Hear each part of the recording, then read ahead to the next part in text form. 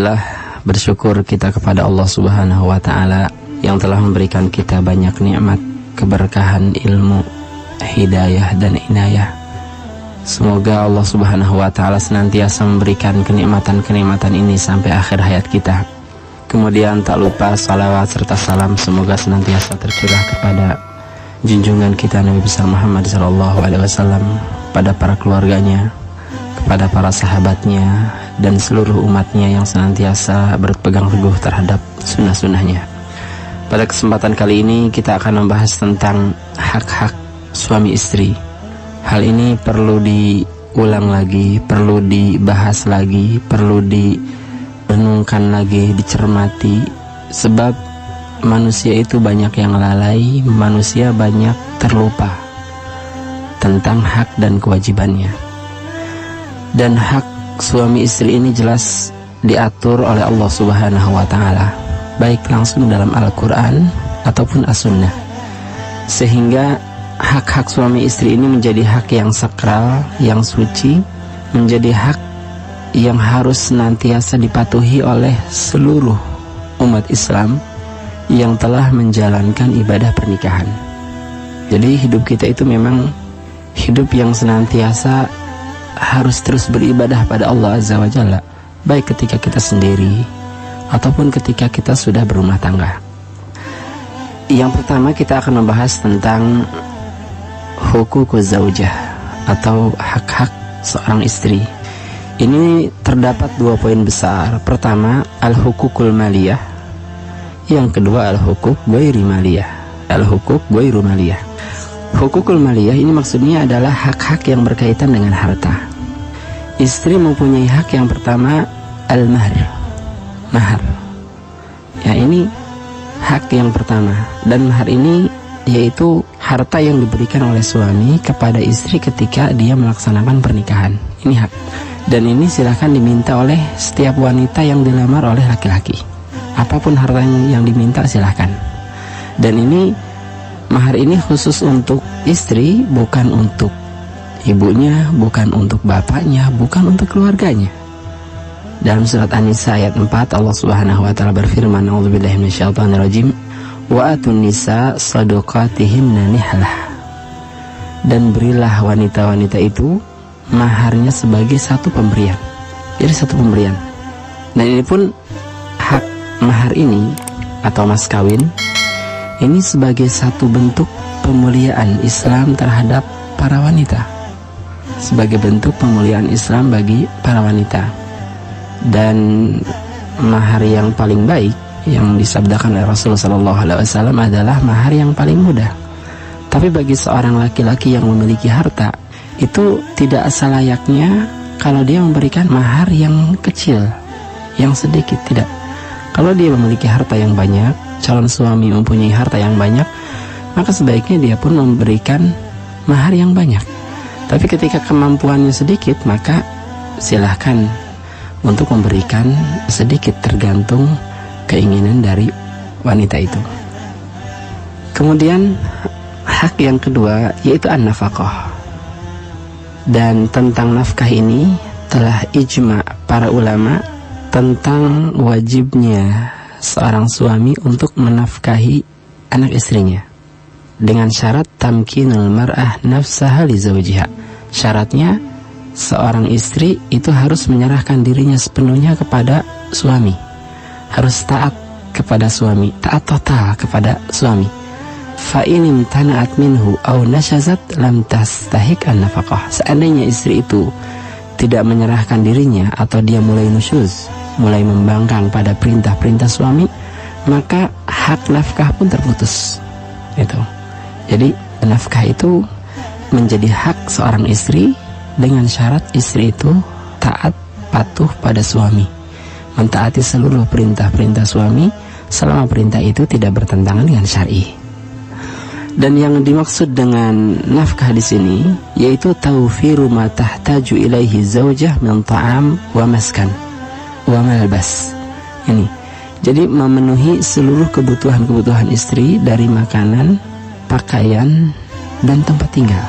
Ini yang dimaksud dengan nafkah. Pakaian yang layak, makanan yang layak, dan tempat tinggal yang layak.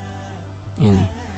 Dan ketika seorang istri berhak untuk mendapatkan nafkah dari seorang suami, dan dia ketika pun sang istri ini adalah seorang wanita yang kaya, maka dia berhak untuk tidak mengeluarkan rupiah sepeser pun. Itu jika ditinjau dari segi hak. Tapi jika ditinjau dari sisi akhlak, sebaiknya seorang istri yang kaya raya dia pun mengeluarkan hartanya, gitu ya, jika ditinjau dari sisi akhlak. Tapi jika ditinjau dari sisi hak, ya dia berhak saja ya untuk tidak mengeluarkan rupiah sedikit pun. Sebagaimana seorang suami berkewajiban untuk memberikan nafkah yang layak. Kalau kita memberikan nasi, kemudian ikan tongkol, kemudian sayur bayam misalkan, ini adalah nafkah yang layak. Tapi jika suami ini adalah suami yang kaya raya, maka sebaiknya dia melebihkan dari kewajiban yang diberikannya itu. Berikan fasilitas-fasilitas yang lebih. Bagi seorang suami, dia berkewajiban memberikan rumah yang layak. Tapi kalau dia lebih mampu dari itu, jika ditinjau dari sisi akhlaknya, dia bisa memberikan rumah yang lebih bagus lagi. Mungkin ada tamannya, mungkin diperluas lagi rumahnya, itu seperti itu. Kemudian selanjutnya, untuk hak nafkah ini, seorang istri ketika dia mempunyai suami yang kikir, maka tidak mengapa ketika dia mengambil harta suami dengan kadar untuk mencukupi kebutuhan dirinya dan kebutuhan anaknya tanpa sepengetahuan suami. Pernah terjadi pada masa Rasulullah SAW. Dari Aisyah radhiyallahu anha, dakhalat Hindun binti Utbah imra'atu Abi Sufyan ala Rasulullah SAW. Satu hari Hindun bintu Utbah, istri dari Abu Sufyan radhiyallahu an, itu datang menjumpai Rasulullah SAW dan mengatakan, ya Rasulullah, inna Abu Sufyan rajulun syahihun la yu'tini minan nafaqah ma yakfini wa yakfi bani illa ma akhadtu min malihi bighairi ilmihi fahal alayya fi dhalika min junah. Ya Rasulullah, sesungguhnya Abu Sufyan ini adalah sosok laki-laki yang pelit. Dia tidak memberikan nafkah yang cukup untukku atau untuk anakku, kecuali kalau saya mengambil hartanya tanpa sepengetahuannya. Apakah saya berdosa? Maka Rasulullah SAW bersabda, khudhi min malihi bil ma'ruf ma yukafiki wa yukafi banik. Ambillah hartanya dengan cara yang ma'ruf, dengan cara yang baik, yaitu harta yang sekedar untuk mencukupi kebutuhan dirimu dan anakmu. Jadi mengambil harta tanpa sepengetahuan istri pun maksudnya bukan untuk menghabiskan harta, bukan, tapi maksudnya untuk mencukupkan dari kebutuhan dirinya dan anak-anaknya. Kemudian yang kedua, ini al-hukuk ghair maliyah, yaitu hak-hak selain harta, ya, hak-hak yang tidak berkaitan dengan harta. Hak yang pertama yaitu al-adlu baina zaujat, bersifat adil di antara para istri. Ini bagi setiap suami yang mempunyai lebih dari satu istri, maka dia harus berlaku adil di dalam masalah memberikan nafkah makan, pakaian, kemudian tempat tinggal, serta bermalam.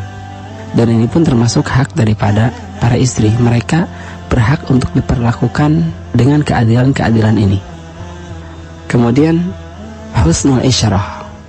Yang kedua, pergaulan yang baik. Ini seorang istri, dia berhak untuk mendapatkan pergaulan yang baik dari suaminya. Berdasarkan firman Allah Subhanahu wa taala dalam surat An-Nisa ayat 19, wa ashiruhunna bil ma'ruf. Ya, bahkan ini perintah, ya, bentuknya sighatul amr atau kata perintah, wa ashiruhunna, dan pergaulilah mereka bil ma'ruf, dengan hal-hal yang ma'ruf, dengan kebaikan, dengan baik. Pergaulilah mereka dengan baik. Rasulullah SAW bersabda, istausu bin nisa, berwasiatlah kepada para wanita. Itu dalam lafaz lain, istausu bin nisa'i khaira, berwasiat baiklah terhadap para wanita.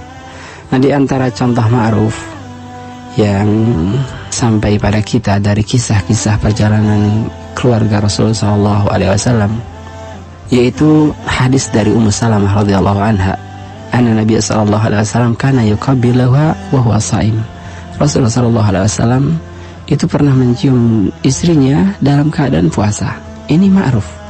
Wa kuntu agtasilu ana wa Nabi sallallahu alaihi wasallam min ina'in wahid minal janabah.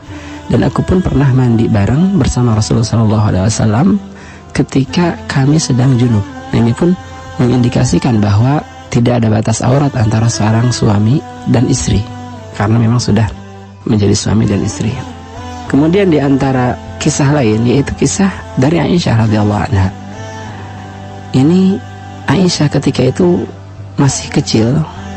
Satu hari itu diadakan permainan di dalam masjid Nabi SAW yang dilakukan oleh orang-orang Habsyah. Permainan tombak ketika itu. Dan Aisyah radhiyallahu anha ketika masih masa kanak-kanak, ini kan sifat anak-anak ini sifatnya ingin melihat permainan-permainan semacam itu, ingin nonton permainan yang dimainkan oleh orang-orang Habsyah. Maka Rasulullah SAW pun berdiri di pintu rumahnya, di pintu kamarnya, dan Aisyah radhiyallahu anha berada di belakangnya. Dan Rasulullah SAW terus berdiri sampai Aisyah sendiri yang meminta dia untuk meninggalkan melihat permainan itu. Ini pun bentuk dari sisi ma'ruf Rasulullah SAW bersama keluarganya. Kemudian selanjutnya adamul idtirar bizawjah, yaitu tidak membahayakan istri. Rasulullah SAW bersabda, la darar wala dirar. La darar wala dirar, ini tidak boleh saling membahayakan. Nah, Islam melarang seseorang mencelakakan orang lain, apalagi seorang suami terhadap istri. Mencelakakan orang lain saja yang tidak ada ikatan pernikahan itu diharamkan. Bagaimana kalau seorang suami mencelakakan istri? Ini jelas lebih haram lagi. La darar wala dirar. Bahkan Rasulullah SAW itu bersabda ketika hajatul wada, beliau bersabda, fattakullah fin nisa fa innakum akhadtumuhunna bi amanillah wastahlaltum furujahunna bi kalimatillah walakum alaihinna alla yuta'na farshakum ahadan takrahunahu fa in fa'alna dzalika fadribuhunna darban ghairu mubarrih. Ini seandainya istri kalian itu tidak taat kepada kalian, fadribuhunna darban ghairu mubarrih, maka pukullah dia dengan pukulan yang tidak memamarkan, dengan pukulan yang tidak melukainya, dengan pukulan yang tidak memecahkan tulangnya. Jadi tidak boleh kita mencelakakan istri. Nah, adapun hak seorang istri terhadap hak seorang suami terhadap istri, maka ini mempunyai hak yang sangat besar sekali. Bahkan haknya lebih besar daripada hak istri terhadap suami. Jadi hak suami terhadap istri itu lebih besar. Dalam surat Al-Baqarah ayat 228, Allah Subhanahu wa taala berfirman, "A'udzubillahi minasyaitonir rajim, wa lahunna mithlu alladzi 'alaihinna bil ma'ruf wa lirrijal 'alaihinna darajah." Dan mereka, para wanita, itu mempunyai hak sebagaimana mereka mempunyai kewajiban terhadap suami. Wa lirrijal 'alaihinna darajah. Dan bagi para rijal, bagi laki-laki, itu mempunyai beberapa derajat daripada wanita. Ini. Kemudian hak-hak seorang suami terhadap istri, yang pertama yaitu wujubut ta'ah. Istri wajib mentaati suami berdasarkan firman Allah Azza wa Jalla dalam surat An-Nisa ayat 34, ar-rijal qawwamuna 'alan nisa bima fadalallahu ba'dahum 'ala ba'd wa bima anfaqu min amwalihim. Ar-rijal qawwamuna 'alan nisa. Laki-laki itu adalah pemimpin bagi para wanita. Kata-kata ar-rijal qawwamuna 'alan nisa ditafsirkan oleh Ali ibn Abi Thalhah dari Ibnu Abbas. Jadi ditafsirkan oleh Ibnu Abbas radhiyallahu an. Beliau mengatakan umara'u 'alaihinna. Laki-laki itu adalah para pemimpin. Para pemimpin bagi para wanita. Artinya apa kalau pemimpin? Tuti'uhu fi ma amarahallahu bihi min ta'atihi. Para wanita, para istri harus mentaatinya berdasarkan perintah Allah Subhanahu wa taala untuk mentaati para suami. wa ta'atuhu an takuna muhsinatun li ahlihi hafizatun li malihi. Dan ketaatannya, bentuk ketaatannya yaitu hendaklah seorang istri itu bertingkah laku baik terhadap keluarga-keluarganya dan juga menjaga hartanya. Ini bentuk ketaatannya. Kemudian hak suami yang kedua, tamkinu zauj minal istimta, yaitu dia berhak, seorang suami itu berhak memerintahkan istrinya untuk bergaul. Tidak boleh seorang istri itu menolak ajakan suami ketika suami memintanya. Itu termasuk ke dalam hak. Bahkan Rasulullah SAW bersabda, hadis yang diriwayatkan oleh Abu Hurairah radhiyallahu an, "Idza da'a ar-rajulu imra'atahu ila firashihi fabata ghadbana 'alayha la'anatha al-malaikah hatta tusbih." Jika seorang suami mengajak istrinya ke kasurnya, kemudian dia menolak dan suami itu marah, maka malaikat akan melaknatnya sampai waktu subuh. Ini hadis yang diriwayatkan oleh Imam Bukhari. Kemudian adamul idni liman yakrahu zauj dukhuluhu. Tidak boleh mengizinkan siapapun yang dibenci oleh suami. Tidak boleh mengizinkan masuk ke dalam rumah suami siapapun yang dibenci oleh suami. Berdasarkan sabda Rasulullah SAW, la yahillu lil mar'ati an tasuma wa zawjuha syahidun illa bi'idnihi wa la ta'dhan fi baitihi illa bi'idnihi. Tidak boleh seorang wanita puasa sunnah maksudnya, sedangkan suaminya ada di situ kecuali dengan izinnya. Dan tidak boleh seorang wanita juga mengizinkan ke dalam rumahnya kecuali dengan izin dari suaminya. Kemudian selanjutnya, adamul khuruj minal bait illa biidnihi. Seorang istri itu tidak boleh keluar rumah tanpa izin suami. Ulama Syafi'iyah dan ulama Hanabilah, mereka mengatakan laisa lahal khuruj li'iyadati abihal marid illa bi'idni zauj. Bahkan tidak boleh seorang istri keluar untuk menjenguk bapaknya yang sedang sakit kecuali dengan izinnya. Walahu man'uha fi dzalik. Bahkan suami berhak untuk melarangnya. Li'anna ta'ata zauj wajibah fala yajuzu tarkul wajib bima laisa biwajib. Dikarenakan mentaati suami itu wajib dan tidak boleh meninggalkan yang wajib dengan sesuatu yang tidak wajib. Artinya di sini mentaati suami adalah wajib, sedangkan menjenguk orang tua yang sakit ini tidak wajib. Jadi harus ada izin dari suami ketika itu. Ini perkataan dari ulama Syafi'iyah dan Hanabilah. Dan yang terakhir yaitu at-ta'dib, yaitu memberi pelajaran kepada para wanita, para istri. Memberi pelajaran ini tentu dengan hal-hal yang tidak membahayakan dirinya dan sesuai dengan tahapan-tahapan yang diberikan oleh Allah Subhanahu wa taala. Allah Subhanahu wa taala berfirman dalam surat An-Nisa ayat 34, A'udzubillahi minasyaitonir rajim, wallati takhafuna nusyuzahunna fa'idhuhunna wahjuruhunna fil madaji wadribuhun. Dan bagi para istri yang kalian khawatirkan nusyuznya, yang kalian khawatirkan pembangkangannya, fa'idhuhunna, maka nasihatilah mereka. Wahjuruhunna fil madaji, kalau nasihat tidak bisa, maka berpisahlah di atas ranjang. Ini madaji itu tempat tidur. Wahjuruhunna fil madaji, berpisahlah di atas ranjang. Artinya pisah ranjang di sini bukan beda tempat tidurnya, bukan, tapi masih di satu kamar, masih di satu kasur.